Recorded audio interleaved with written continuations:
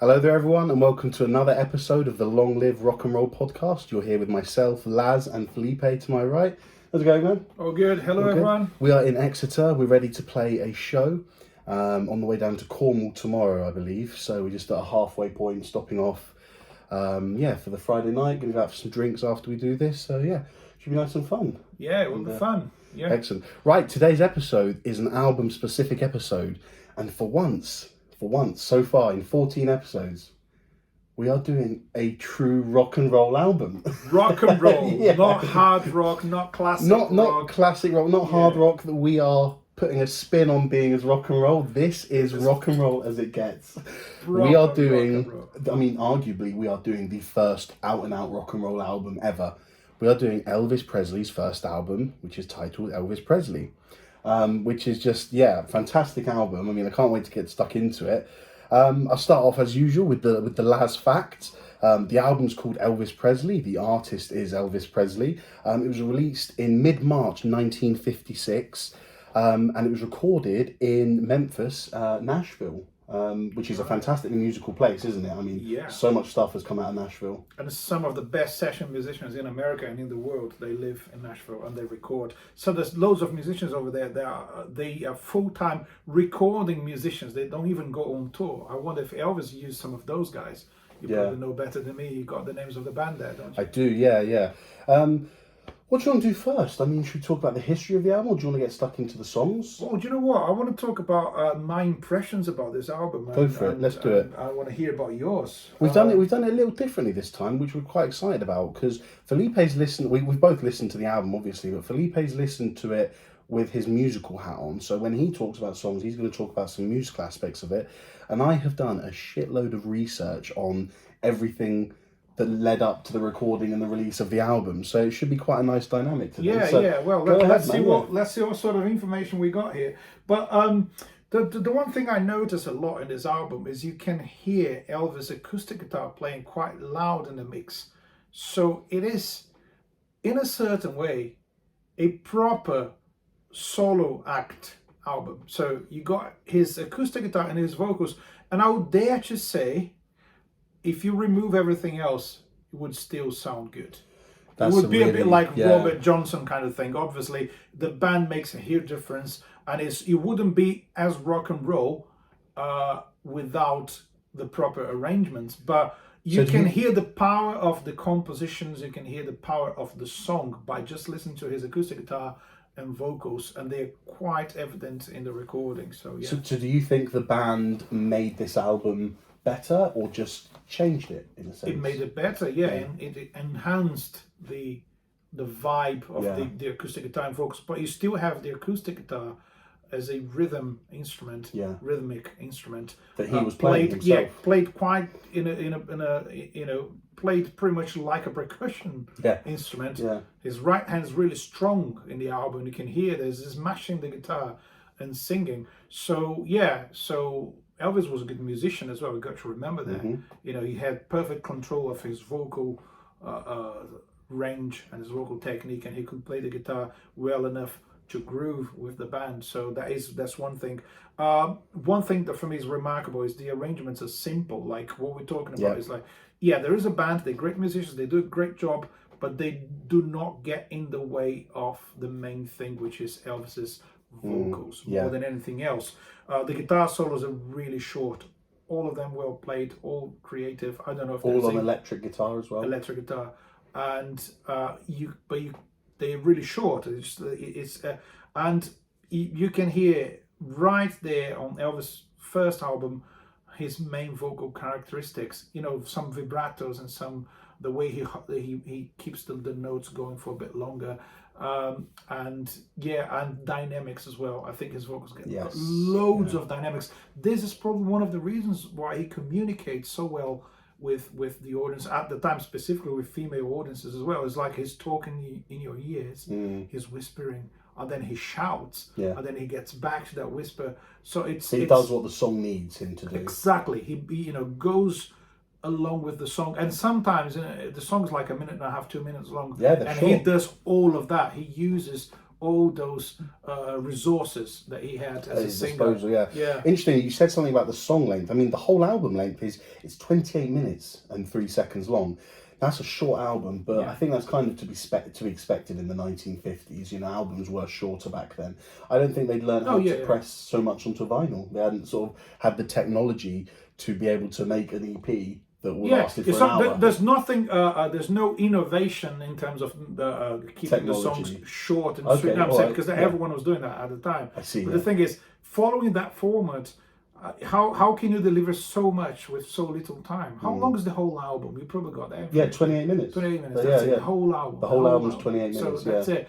And there's 12 tracks, I think, which is about an average of 2 minutes 20 per song. Yeah, well, there you go. Long, exactly. It's funny because I'm familiar with loads of Elvis's songs, and I consider myself a fan even without knowing that much about every single album, right? Yeah. So it's the first time I guess I've actually listened to this album carefully, start to finish. And as soon as I finished, I was like, I want to listen to it again and again. So it was kind of, listening to some songs. I think it's really interesting with people like Elvis. You've got to remember the amount of albums he'd released and the amount of soundtracks that he did for movies. It almost became, I don't want to say impossible to listen to an album, but if you say Elvis, you know the hits. You know Jailhouse Rock, you know Heartbreak Hotel, you know Blue Suede Shoes, you know Suspicious Minds. I don't think many people could tell you which albums they're on because they're part of his greatest hits. That's what I'm thinking, you know, like, so I didn't know that some of those songs were already in his first album. So many hits right away. How he was so young at the time. And if you look at the other thing we must mention is the album cover. That's iconic. And it's being emulated by the Clash, isn't it? London Calling.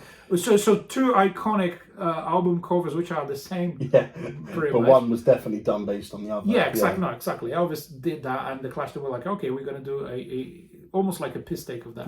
But it is what it is. But it's so iconic that you look at that cover, and there's not much to it. It's a black and white picture of him, and you can see him. a live photo. Sorry. And it's him playing live, and with his mouth open, like he's shouting the chorus or something. There was never a piece of art like that before. There was never an album cover that looked like that. Exactly, and it's like it's almost it's almost hard rock for the time for that. Well, I suppose it was. Of the time, you see, so at the time, this would be a good place to talk about some of the history of it. At the time, rock and roll was still mainly being played by black people. And so because of that, and because of the segregation in society at those times, it wasn't chart topping. Black people playing rock and roll were not topping the charts. They needed kind of a white face to sell more, to be commercially acceptable. Jazz and big band music was still chart topping at those times, and it happened. The same thing happened with jazz before it happened with rock, which is black artists wouldn't get to the top of the charts even if their music was way superior than the white guys. And some of the white bands, like 100% white bands, would do the same songs and they would make it to the top of the charts. The industry wasn't prepared to accept everyone, and people were not doing it right. I mean, it's like, how can you possibly imagine, in this day and age? Because I think we got to a point in the music industry that you have a big diversity of people from all over the world, being successful, which it wasn't the case at the time. So, do you think they were looking for a white face for black music? Is that what you think? Actually, it's really interesting you say that, because I actually watched the Classic Albums episode of this album on TV yesterday. And what I'd learned and what I had no idea before is one of two things. One, Elvis was born into poverty. He had a very, very poor family. He himself was poor. He couldn't even afford music to listen to. He could only ever listen to music through the radio. So the music he was listening to was a lot of black rock and roll. And the second thing that I didn't know about Elvis was how much time he spent in black communities in Memphis. So he grew up, actually, I'm not sure if he grew up, but he spent a lot of time on this road called Beale Street in Memphis. And I believe that is where the producer of this album, Sam Phillips, bought the Sun Studios, where they recorded the majority of this album. But anyway, Elvis was spending a lot of time in Beale Street, and he was encountering the black gospel, the soul music, the R&B that the black community and the black musicians were producing at this So time. that explains a lot why his vocal is so gospel and is so and why his music overall, not just the vocal, the way he sort of went about playing the songs. And it's really interesting because Sam Phillips, I got a quote here. Sam Phillips, who was the producer and also the owner of Sun Studios at this time, said this. Now, how brilliant is this? If I could find a white boy that could sing like a black man, then I'd have something. It's because they knew that would be commercially accepted. Exactly. And it would be a massive hit. Well, I think people, and like you of course, said, they had. I mean, he wasn't the first, but he was the first white guy to actually get to the top and stay at the top, like performing black music, performing essentially. black music, because, like you said, it happened with jazz, and it happened with blues, and it's happened with rock and roll. The black communities and the black musicians, they were pioneering and innovating these musics. Yeah. But it wasn't being commercially successful. Yeah. So it wasn't becoming commercially successful. So people like Sam Phillips, and there's another character here, a guy called Colonel Tom Parker, who was actually Elvis's manager. Yeah. These guys were identifying the fact that, do you know what? These black musicians, they're onto something with this rock and roll. This is good. But it wasn't. To sell it. We need, Yeah, but need no to sell one it thought to it would sell it. The white middle class people. But because it was black, in quotation marks, because it was black lower class music, people wouldn't accept it. So it was a massive risk for Elvis to essentially start recording black music. Oh, so that was a massive. It was a huge risk. Let me tell you how much of a risk this was. 1955, Colonel Tom Parker put a $35,000 price on Elvis's head. Wow. Which means, sorry, that sounds like it sounds like an assassination, doesn't it? If you wanted to record Elvis at your studio, it would cost you $35,000. Sam Phillips took the punt, paid the $35,000. A lot of money for think about it, in 1955, man. A lot of money. 35. But again, Colonel Tom Parker, what a businessman. Yeah. He knew what he had in his arsenal. He knew that Elvis, regardless of what he did, was going to be successful in some form or another. So Sam Phillips took the punt. I must mention, Elvis had been to Sun Studios before in the previous 2 years. So this album, we'll talk about some of the songs, but a lot of song names that come up with this album are Shake, Rattle and Roll, Heartbreak Hotel. They're the two most famous ones. Heartbreak Hotel would go on to sell 2 million copies, which is about 1,700,000 more than the album would go on to sell, because people bought singles in those days. It wasn't essentially normal to buy an album. Singles were what were popular. So those songs, Shake, Rattle and Roll, what was the other one I said? Heartbreak Hotel. Those were recorded in between 1954 and 1955. They used them essentially as demos for this album, as for what they wanted the sound to be like. But they couldn't match the sound. So that's why they're not on the album. So Heartbreak Hotel and Shake, Rattle, had everything been okay, if we were in today's age and you could use technology to your advantage, they'd all be on that album. But the sound was so different. The quality of the microphones they had in 54 and 55 were different than what they got in 56. So they just said, this quality is not up to the standard we want. We'll put these ones out as singles, Shake, Rattle and Roll, Heartbreak Hotel, and we'll do 12 new songs, which is the album we have in front of us. That is amazing. Yeah. I mean, wow. Yeah. I mean, and those two singles were massive. You know. As well. And so he had a great start to his career. That introduced people and kickstart Elvis's career in that sense, if you like.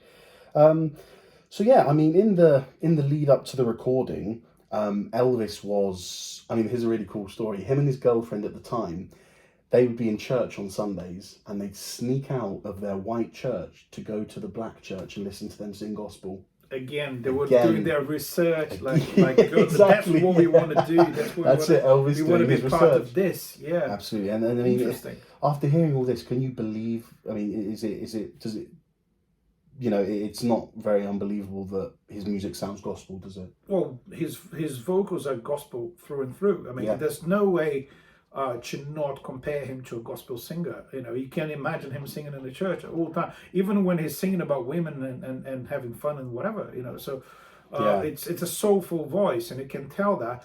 And he doesn't have a massive vocal range. That's what I believe is quite impressive. It's the way he uses it. It doesn't go really high, you know. So he stays in kind of a low, medium range. I'm not going technical about this. I'm just saying you can tell in the album he doesn't go to really, really high notes or anything like that. It's about the expression. It's about the dynamics, the breathing and the Yeah. time, the way he plays with the time and he extends some notes and. But you're right about the you know, vocals too. Something that was so seminal about this album was what Elvis did with his vocals, because obviously you've got to think previously. This is something that the producer said as well. He said that in the 40s and 50s, music was about the voice. It was about whoever was singing it. What they wanted to do with this album, they treated Elvis's voice like one of the instruments. Yeah. It is obviously louder than the rest of the instruments because he's singing the lyrics, but it still fits in so much more with the band. And I believe you can hear the guitar at pretty much the same level. His acoustic guitar pretty much the same level as the vocals. And as you said, I mean, there's the electric guitar. That's an important part of the album for me. The how clean the instruments sound, even though the quality of the recording is not that good. For the drums, you pretty much can hear the snare and not much else. It's the snare keeping the beat and keeping the 2 and 4 very strong, very rock and roll. But the double bass, it's quite low in the mix because they didn't have the technology to kind of boost the bass as we do nowadays. And there was a double bass which doesn't have any sustain comparing to an electric guitar, electric bass. If you like to know, but they sound clean. They sound nice and clean, and you can make them out in the mix. Yes. Interestingly, for anyone who doesn't know how recordings were done in these days, it would literally be a case of trial and error. They would set up the band in one room. Normally, there'd be only 1 or 2 microphones about. So they'd have a microphone at the front of the room. Then imagine this. Picture this. If you live wherever you're listening from, if you're in your living room, picture this. Put your microphone at one end of the room. Take 2 steps back and put Elvis and his guitar. Take 1 step back and put the electric guitar. Take another step back, put the double bass, and take 2 or 3 more steps back and put the drums. Those were the faders, isn't it? That's it, Instead of moving up and down, you put people in different positions. That's exactly what they said. They said they weren't happy with the level of the bass, so they asked him to come forward a bit. That's insane. Nowadays, obviously, you can do so much with the technology. Big bands, when they recorded that, if you were playing a solo, you would walk towards the front of the studio and get close to the microphone. So sometimes you can hear trumpet getting louder because the solo is starting and getting quieter as a musician. So interesting that they use the same sort of technique. But as I said, they want the vocals to be clear enough, but it's not too loud. It's not much louder than everything else. I think before we go through the songs, a couple of things that I consider about this album, a couple of things that I was thinking about when listening to it is, for me, nothing in this album is too far from the blues. Yeah, that's it's almost like a commercial blues album more than anything else. He's taken the blues and he's stylistically applied different genres to each song. So there might be one that's a blues ballad, there might be one that's kind of more rock and roll, there'll be a doo-wop as well. But it's all based in the blues. And which is expected. You're making the transition from one genre to another. It's mostly blues. You can't. It doesn't go away from the blues too much. But you have elements there of country, of soul, gospel. For me, even though the blues is more evident, the album sums up all American music to that date. Wow, yeah. I think that's why it's important. Either if people like Elvis or not, if think he was the greatest or not, but that's a very good statement, man. I agree. It does sum up everything that is being done in American popular music to that date. It's got all those elements there, kind of in the background, and the blues. But even if there isn't an obvious jazz song in there, I've made notes. You've got some jazzy guitars. The guitar, that's what I made notes of. The guitar, some of the chords they're playing, the rrhythms he's playing, the finger plucking he's using is jazzy, man. Yeah, Who's on guitar? On guitar is Scotty Moore, who played with Elvis for a few years. Then on drums is a guy called DJ Fontana. Yes, DJ Fontana. I'm not actually sure who's on bass. They didn't interview him in the episode. But that was the band for Elvis's first few years. They were really tight knit. We should add this to the notes at the end of the episode. You know, we usually leave some links for you guys to. Yeah. When I do the documentary. description, I'll say who's in the band, just if anyone and wants maybe to find Google. even whatever the Wikipedia page for the musicians, because it's really good to look into those guys. And if they've done any solo music, I'll put them in the playlist, just in case Scotty Moore's done a thing or something. It's good to do that. Also, one more thing I want to say. I mean, there's the lyrics, right?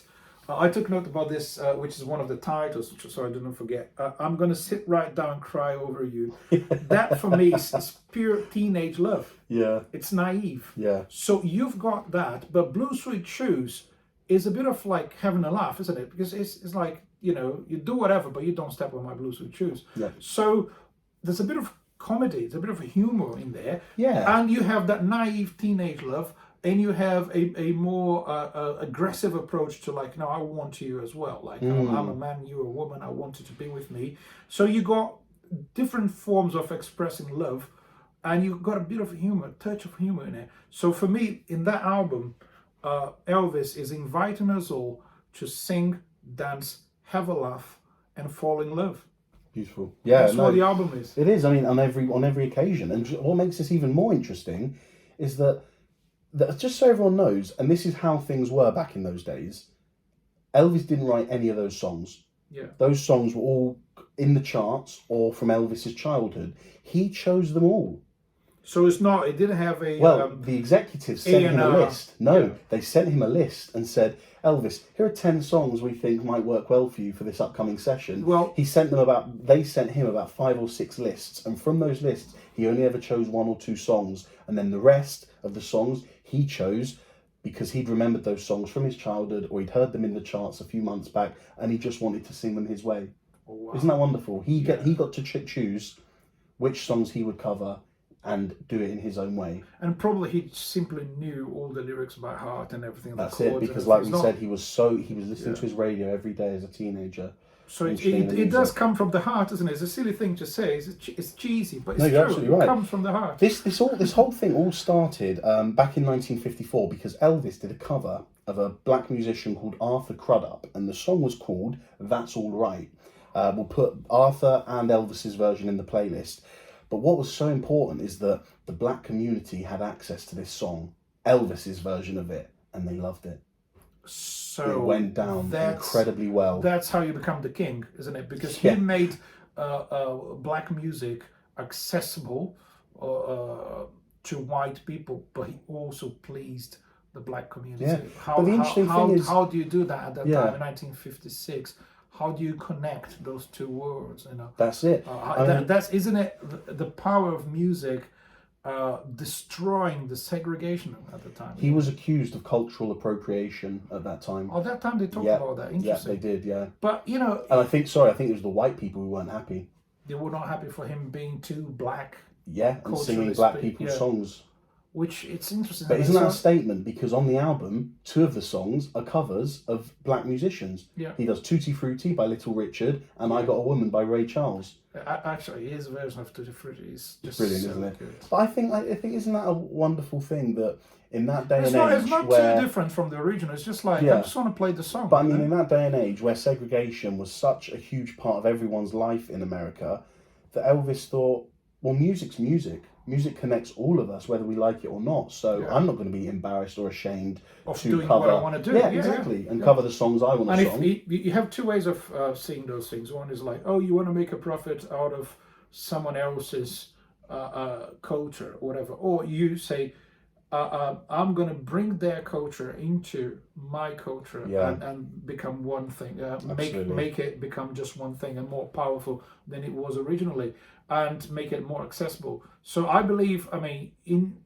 either way, it doesn't matter what you think, I believe he was doing what he wanted to do and what he believed was the best thing to do, and he loved that music. Yeah, no, that's true. That's true. I was talking about having an A&R. For people who don't know what is that, A&R is the department in a record label that's called artist and repertoire. So basically, you have people in a record label.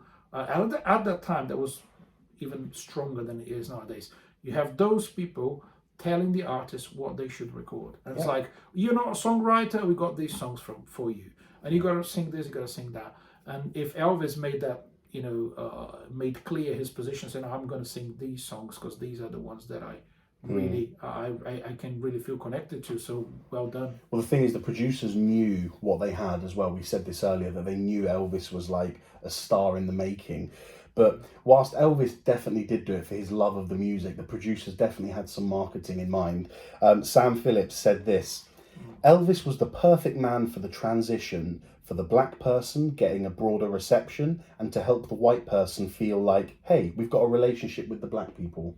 So he actually wanted to bridge the make a gap. thing out of that. Yeah. So isn't that incredible? Because it's on such a small level. When you think about the politics behind it, it takes a lot more than one album to unite two different ethnicities. Yeah, especially in America. In America, in the 50s, at those times. But God, did this album do it. The reception that it got from both communities was fantastic. And essentially, do you remember in the first episode we spoke how rock and roll did bridge the racial divides in those times? I think it was something that both black and white people could connect with. It had influences of both communities in one form of music. And it's interesting because the music's so powerful, and if you just want to dance to it, you're gonna dance to it. You don't care. You don't care where it's coming from. You don't care. You're not going to analyze and divide and think about culture and think about the background and think about appropriation. You just want to dance and have a good time. Should I dance to this? I'm a white person and this song was written by a black person. No, you just dance, man. Or should music I? Is music. Exactly. That guy doesn't belong to my, ethnical background, so I can't dance to his music. No, rubbish. Your body's going to tell you otherwise. Yeah. You can't. Do you know a quick little fact as well? Stop. You know the famous thing, Elvis, where he's on his heels and he does the shaking of his legs? Everyone thinks that he was told to do that, or I'll get a good reception from doing that. In the interview, at the end of the episode, when all the credits were rolling, he says, he goes, some folks say that I think that I do that just to get the people all excited, but man, when the music flows through me, I just got to do it. So he just his legs shake. The famous video of him shaking his legs and going on his tiptoes and moving his whole body. Elvis felt the music flow through him. That's it. Yeah. He couldn't stop dancing. No, he couldn't. Anyway, is there any songs you want to talk about on the album? Because there's 12 of them. I don't think we have to talk about all of them. We can't talk about all of them, really. There's some good ones. But they're all good, but there's some noticeable ones. Yeah, well, there's this. Well, I would start with Blue Suede Shoes. I mean, if you're following the order of the album, I'm going to skip a few songs. But that's fine. Yeah. What I think about that song, and what it makes it so important, especially being right at the beginning of the album, is the vocal leads the song. Yes. So it's all about the main melody, the main riff is played by the vocals. So there's no room for any instrument or anything else to become not even as important as the vocals. It's all about the way he's singing it, the way he's playing with the melody, and it's a strong. And as I said, there's loads of humor in there. Yeah. I mean, that's him having a laugh. Don't step on my blue suede shoes.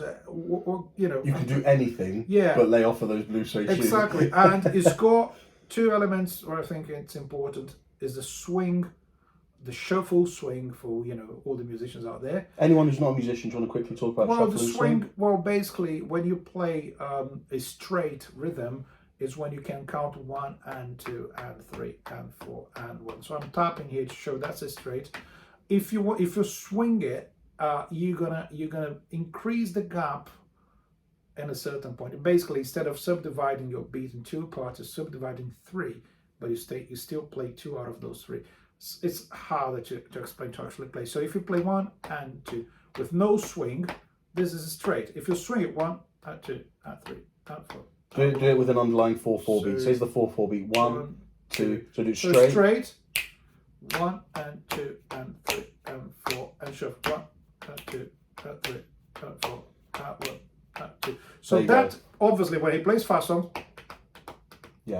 so that's a shuffle feel. Shuffle feel is something that you have in jazz and blues more than anything else, and so he's got that element of the blues.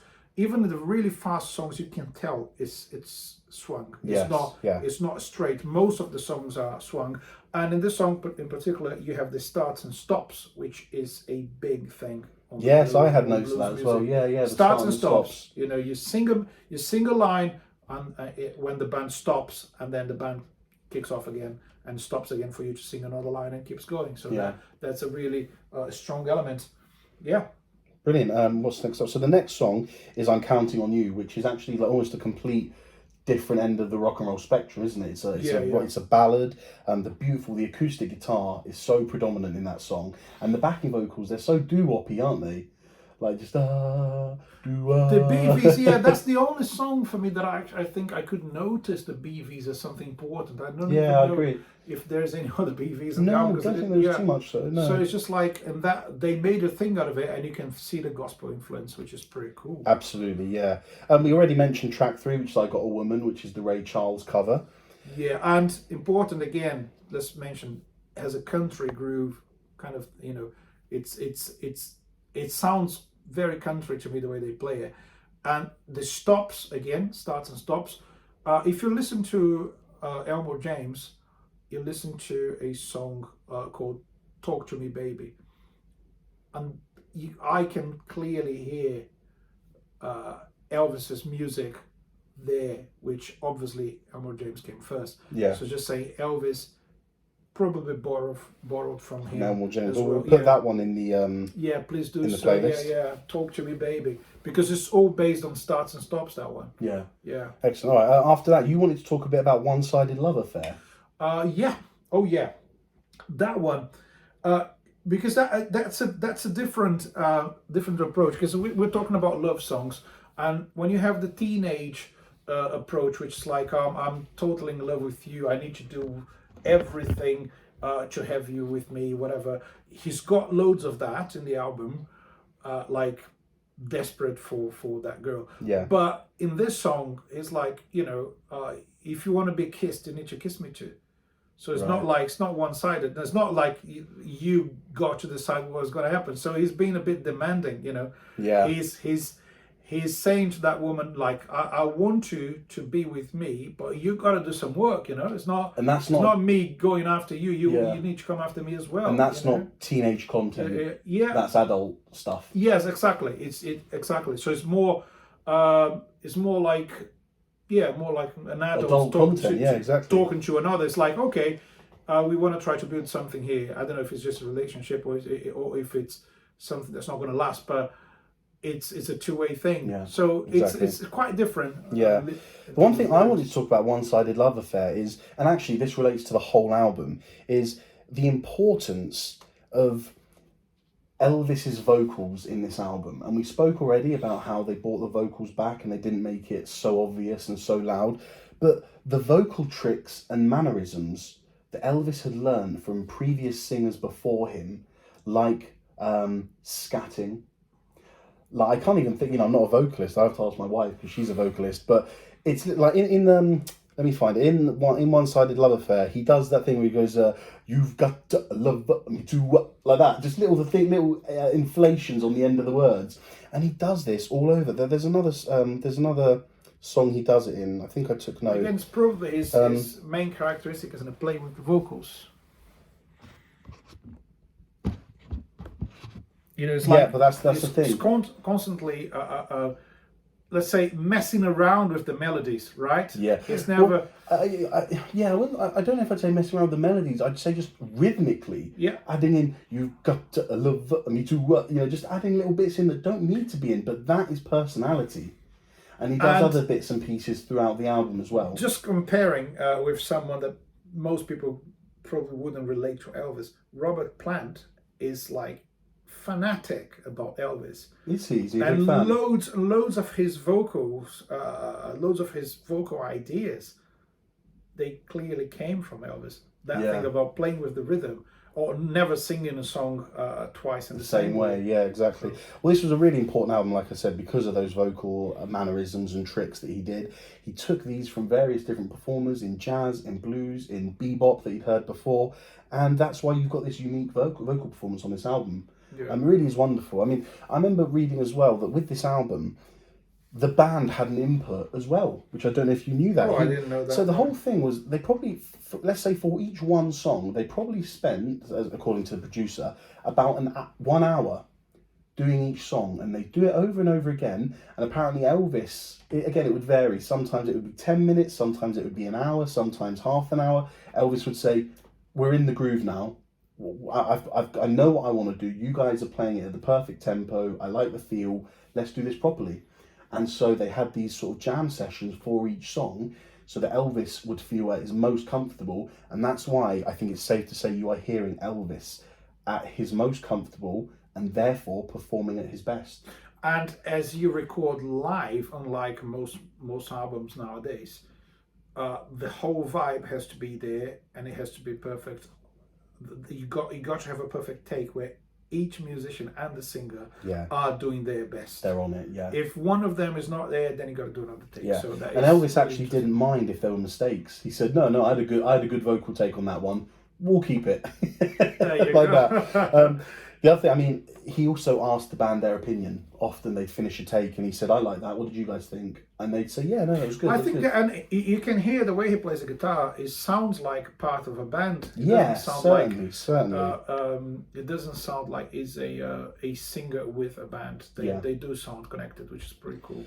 I mean, tracks 5 and 6. The only thing I had to note about them was listen to the electric guitar, because over those two tracks, on track 5, the guitar plays these little staccato chords, and staccato, for anyone who doesn't know, is playing short, sharp notes. It doesn't necessarily mean loud. It's just like they don't last for. No, so if you go to B, it'd be that. Yeah, they stop quickly. Stop quickly. You rest them, and the guitar is doing this wonderful little thing, and it's so hard to hear. It's so low in the mix. Or he was stood far back for this song. Yeah, he was. Yeah. And then track 6 as well, the jazz guitar. There's a lovely bit of jazz electric playing in there, which is really good. Track 6? Just because. Just because. Which I like. Yeah. And Tutti Frutti, yeah, track 7. It's a fast-paced country, isn't it? Just because. Yes. No, I was just saying. Again, you have the country element there. I mean, you might even say it's not country, but I can hear country music. I think there's country. I think all the fast-paced songs have some country influence in them. Can hear whether the that comes groove. from and it's part of the drums, part of the acoustic guitar, part of the electric guitar. Yeah. Tutti Frutti is track 7, which is actually a little richer cover. Again, Elvis tipping his hat to his favourite black musicians and saying, "Thanks for this song. I think I'll cover it." That's a good cover as well. The other songs, I mean, I don't really have much to say about the others. I really love his vocal performance on Blue Moon. He sings really high on that one. And that's a beautiful song. That's a standard song. That's a song that's been recorded. Yeah, and again, he's put his own It's stamp on not it. easy to pick a song like that and make it special, make it more special than it already is. And wow. And it's all about his vocals, that one. Again, it's more than anything sole else. focus is that. Yeah. The only thing go on. There's one thing I think I forgot to say about "Love You" because that's a Track 5. track 5. I got notes about this word, which is quite funny. You got the acoustic guitar. Yeah. Very smooth, tender vocals, singing long notes, and a jazzy electric guitar going bananas. That's my note. So what, you think it should be the other way around? Yeah, because it's funny because the electric guitar, it goes bananas. It does. He's playing loads of notes. Yeah. But it doesn't clash with what's going on. As you said, and as you said, that is the sign of a good band. Yeah. The band know what the others are playing. They know that they're not going to play too much to ruin that other person's performance. Yeah. So it's wicked, Brilliant album. I mean, the final track, Money Honey, there's lyrically just about money, isn't it? He loves it. Yeah. But money is an important thing with this album because, like we said already, the black community responded incredibly well to this album because of the music that was being played on it.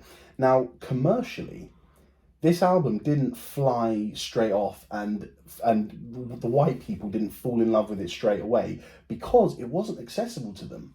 People didn't want to put this in a shop because it was black music. See, so there was still some resistance to the whole. No, I wouldn't say resistance. There was a problem with accessibility. Yeah. But this is how they fixed it. And again, this is a nod to Colonel Tom Parker and all the work you did.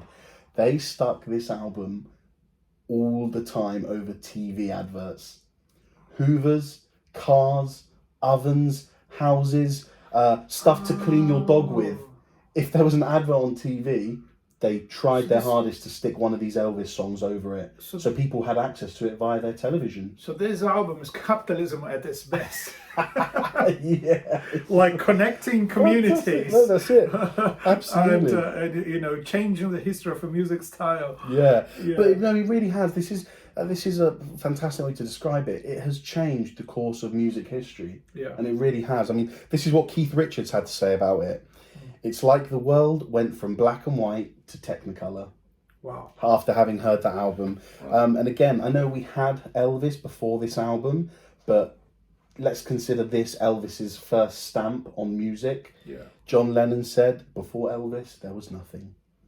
Which we know there was stuff. There was some great jazz going and about. Elvis wouldn't agree with that. Yeah, we know that there's great. But I mean, that's, for John Lennon, the lead singer of the most famous pop band in the world, it does kind of mean something. It does. Because music was quite specialised, wasn't it? There was big band stuff, there was jazz, there was blues. I wouldn't say much of those stuff were pop or accessible. But if you're a true rocker like John Lennon, there was nothing before Elvis. That makes a lot of sense because that's rock and roll. And John Lennon, especially in his early years as a songwriter, he was 100% rock and roll, nothing more, you know. No, definitely not. And yeah, so there's nothing before Elvis in that sense.